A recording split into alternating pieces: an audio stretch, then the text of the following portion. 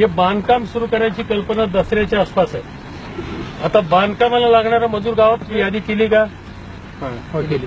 यादी तयार ठेवायची. प्रत्येकाचं नाव, त्याच्या घरात माणसं किती आहेत, आणि ती यादी तयार करून जो काय माल येईल लोकांच्याकडनं मदतीचा, ते मग सरपंच, पोलीस पाटील, एखादा मागासवर्गीयाचा प्रतिनिधी घ्यायचा, एखादा तरुण मुलगा घ्यायचा, आणि त्या 4-5 लोकांनी सगळ्यांच्या समोर वाटप करायचं. आणि वाटप सगळ्यांच्या समोर करत असताना माल जर कमी पडला तर पहिली गरिबं असतील, ज्याला काही नसेल साधन, त्याचं पहिले करायचं, नंतर पुन्हा बाकीच्यांनी मोठे नाही. की वयाच्या 16, 18, 20 वर्षापर्यंतची व्यवस्था करणार.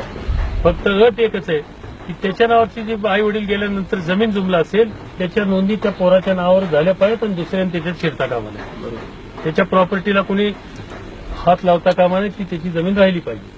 तर त्याची खबरदारी तुम्ही पहिल्यांदा रेकॉर्ड ऑफ राईटमध्ये त्या पोरांची नावं नोंदवून घ्या.